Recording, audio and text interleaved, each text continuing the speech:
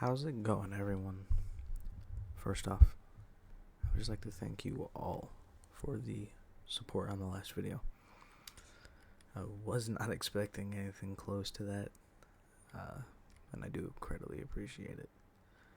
But on that note, here we are with another episode regarding emotions. It took me a lot longer than I expected to actually choose the topic for this one, but I did ultimately decide on a topic, and I ultimately ended on one of the more well-known emotions, that being anger. Anger and I have a complex love-hate relationship. For the majority of my life, I've had an issue with expressing my emotions. I did not know how, and nor was I ever in a situation where it was encouraged. Growing up, all I ever saw was all over the internet and everything was what the internet thought a true man was supposed to be.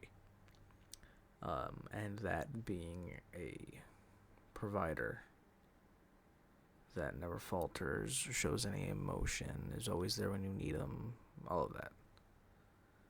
Now that I'm older, I do see the flaws in that very closed-off statement, but I ended up keeping my emotions locked in and kept them deep, deep down. This did start to happen shortly after the first person that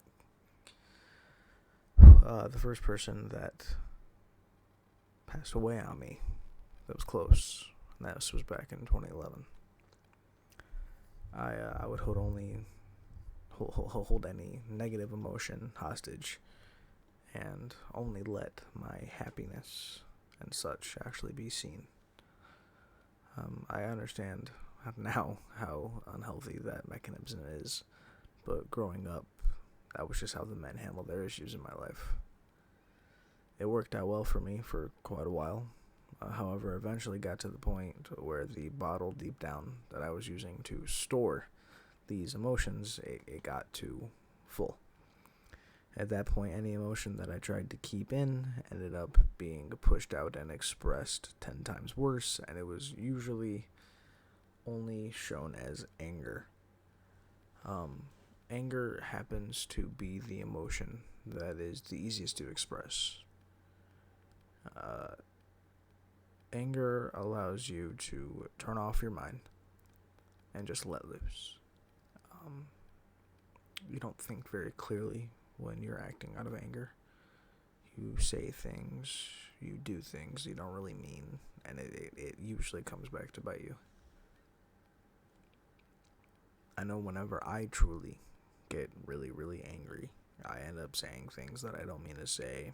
I lash out when I don't mean to, and I sometimes have even ended up breaking things, whether that is relationships that I've built, or physically, literally break things.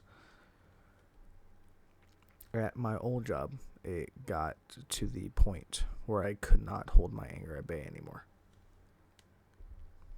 What I would do is I would walk into our walk-in freezer and punch the metal door of the walk-in freezer. It worked for quite a while, actually, to allow me to release the anger and not direct it at anyone that I would not have meant to direct it at. But the downside to doing that action is that I ended up breaking my hand on that door. You may ask, however, do I regret that? Do I regret breaking my hand?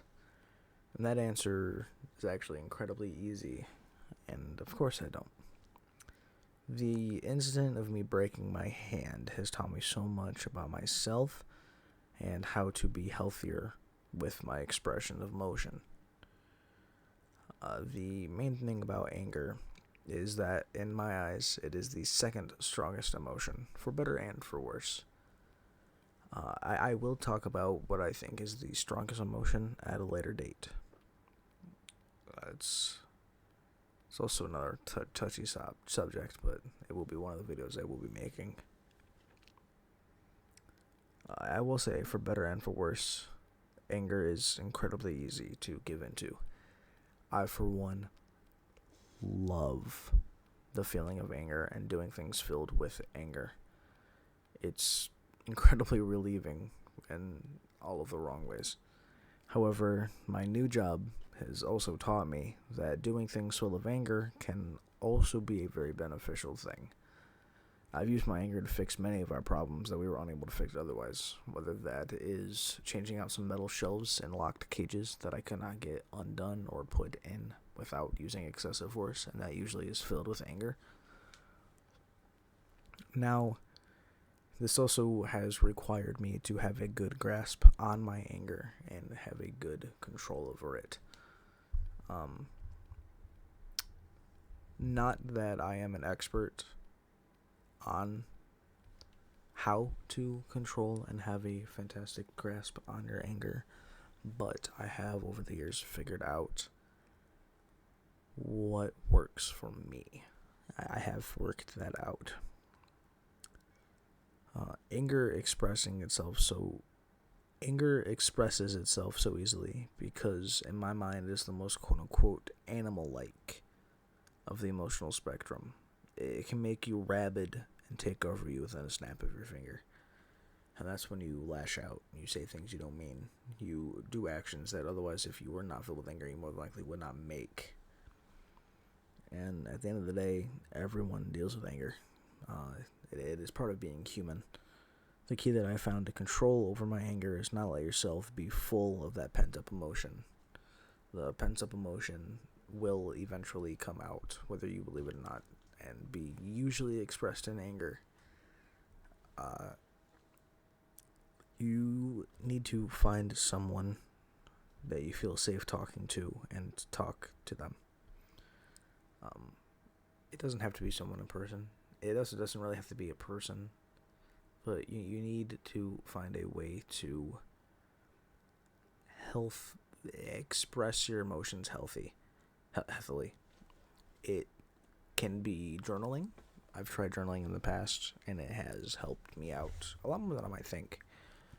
Whether it is meditating, just focusing on your breathing, doing everything, but the surefire way that I can think of that I know has worked for me is having someone to talk to. I will say that I am here if anyone needs to talk to, and I do know what it feels like to feel like you don't have someone around you that's in your corner. I know it is like needing someone when you have no one. But as I have said before in the last one, I hope this helps someone else in some way. Everyone needs a little help once in a while, especially with anger. It is the easiest emotion to express, for better and for worse. I know that making these videos already have helped me a little bit, surprisingly, but be on the lookout for the next one. It should be out within the next few days. But in the meantime, remember, don't ever change who you are fundamentally, because you are all absolutely beautiful just the way you are. But on that note,